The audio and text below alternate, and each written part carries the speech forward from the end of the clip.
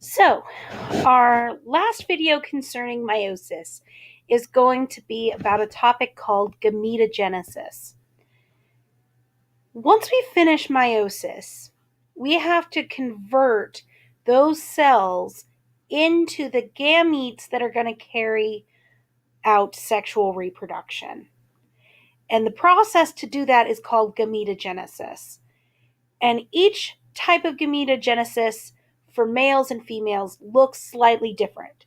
So we're going to talk about the differences in the different types of gametogenesis during this video. We're going to start with spermatogenesis, which is the gametogenesis that produces sperm.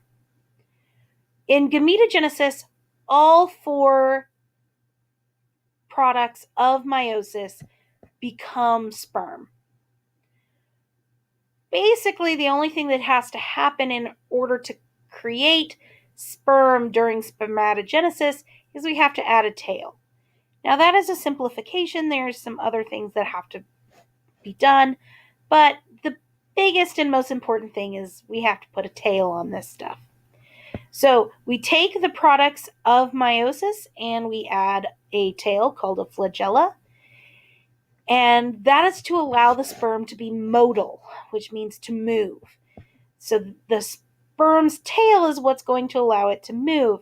And in fact, it doesn't actually flap like you think of like a dog's tail or like a fish's tail. It actually rotates.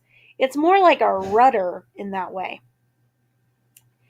And the only thing that sperm really contribute to the offspring is genes. They don't really offer anything else to the embryo. They don't offer cytoplasm.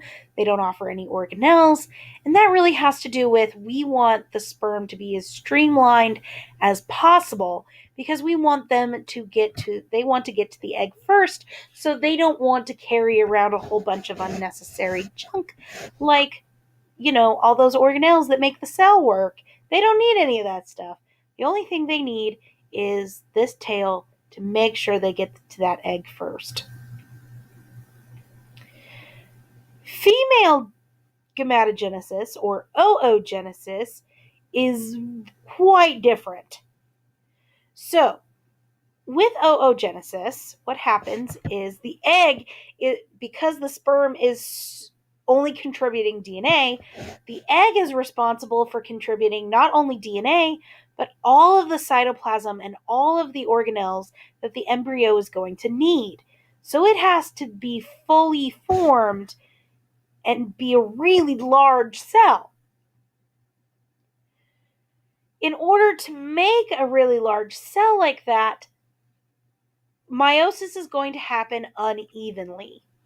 We're not going to divide the cytoplasm evenly between each of the products.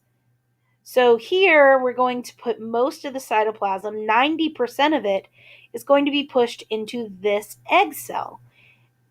And then we're going to divide it again, and we're going to divide unevenly again so that 90% of the cytoplasm ends up in the final egg cell here.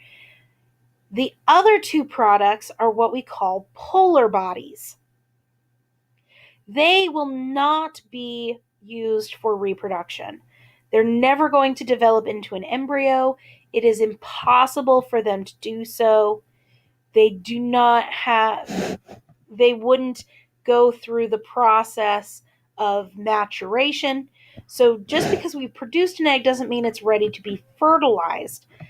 What has to happen is we have to nourish that egg and increase its size before it can be fertilized. And that's what happens during the menstrual cycle each month. The female body produces a follicle which nourishes the egg cell, which makes it large enough to be fertilized.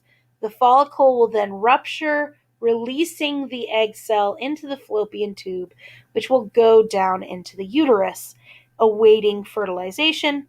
If it doesn't get fertilized, the lining of the uterus, along with the egg cell, are flushed during the menstrual cycle, the first part of the menstrual cycle, the period, in other words. So, you can see there are some drastic differences between gametogenesis for eggs and gametogenesis for sperm.